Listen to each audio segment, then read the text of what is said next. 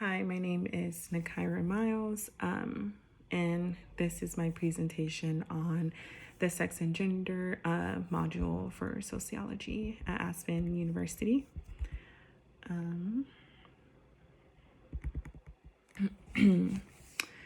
While sex is the biological characteristics that can distinguish females from males, gender is the concept that there are certain attitudes and behaviors that is fitting individually for males and females. In today's world, although people are born female or male, once they come to terms with who they are, they can then change and choose their desired gender. Some of the genders that males and females can choose from are cisgender, transgender, gender fluid, and many more. These specific genders have different characteristics females and males can relate to on a more intimate level. Sex and gender can influence society in the terms of pay, equality among others, and the changes that can be made by certain genders.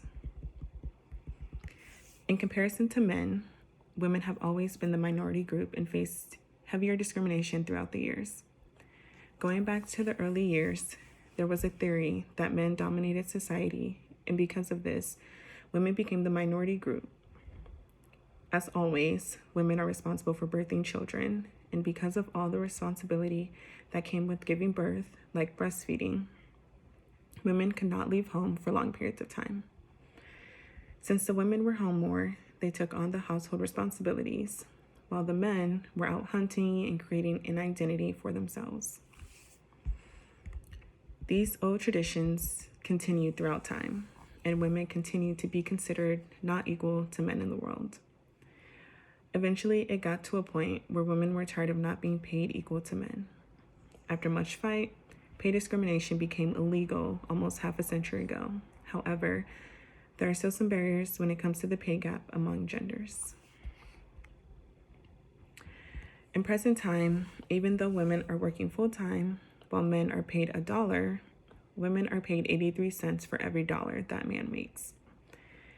The world and society have had a hard time catching up from the long-term discrimination against women. Another theory is that the gender gap still exists to control the narrative of the women being a minority. Some powerful men feel that women should never have the upper hand, and one way to do that is by controlling their pay. Systemic racism and the history surrounding it is another contributing factor into the gender pay gap. The African American race was kept from earning livable wages due to slavery, and it also played a part in limiting their opportunity for education and bettering themselves.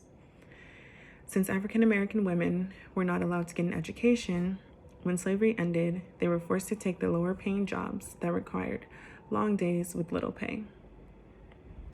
By taking these lower paying jobs, it created a gender gap that almost seemed impossible to close. Also, racism still exists in today's world. Therefore, if someone who oversaw hiring was a racist, they might offer a person of color a lower paying salary based off of their personal beliefs rather than their skill set. Some people are also sexist and might believe that women cannot perform at the same level as men, and because of that, they might also offer the woman a lower paying salary. Another factor that contributes to the gender gap in pay is the types of jobs women work versus the types of jobs men work. Throughout the world, women are known to work jobs like childcare workers, home health aides, and receptionists compared to the male counterparts. Jobs like childcare workers are often paid way less than if one were to have a job as a doctor.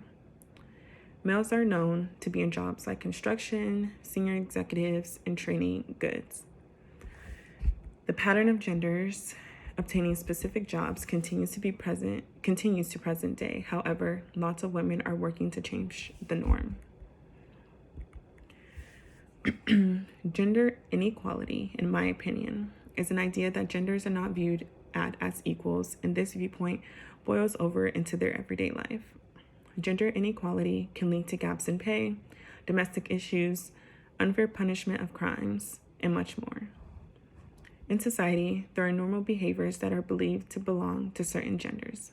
This, in return, inadvertently creates inequality between genders. By saying that only a woman should not have sex until marriage, or only men are allowed to date at a young age, puts out the perception that these genders cannot perform equal roles and one gender is superior to the other.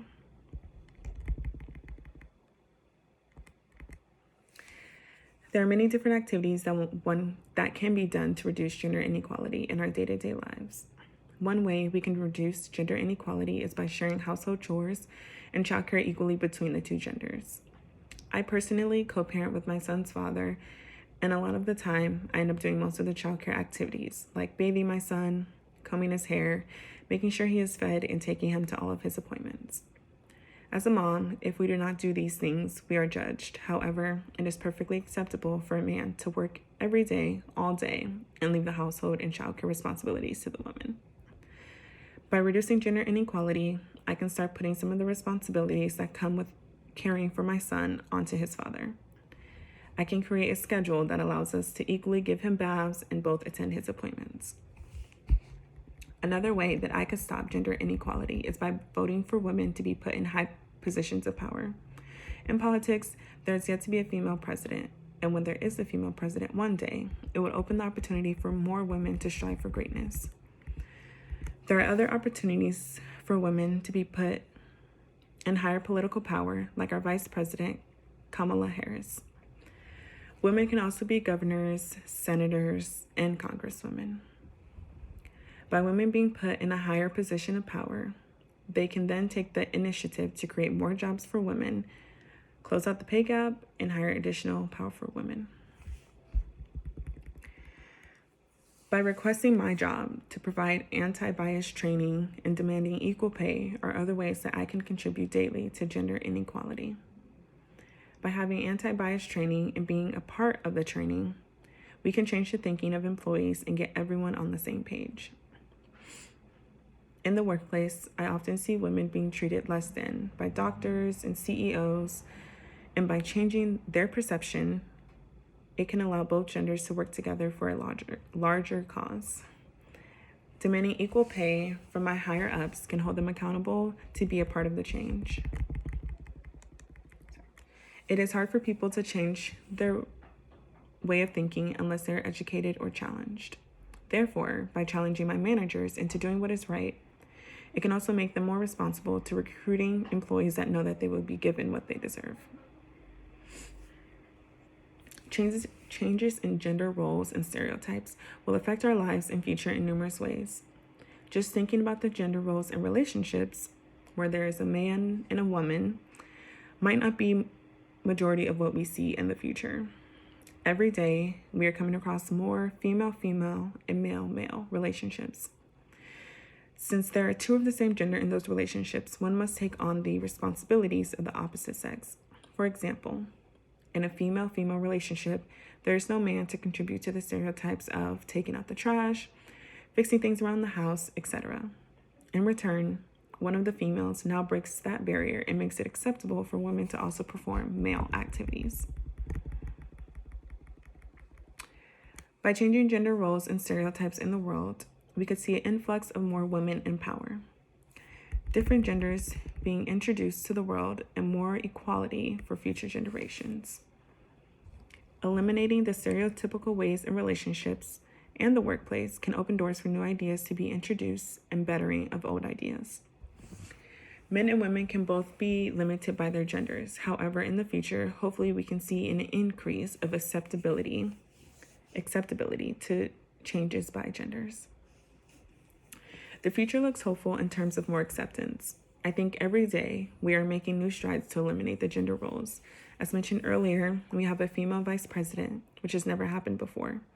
By having a woman in such a high position of power means that the world is making strides in the right direction.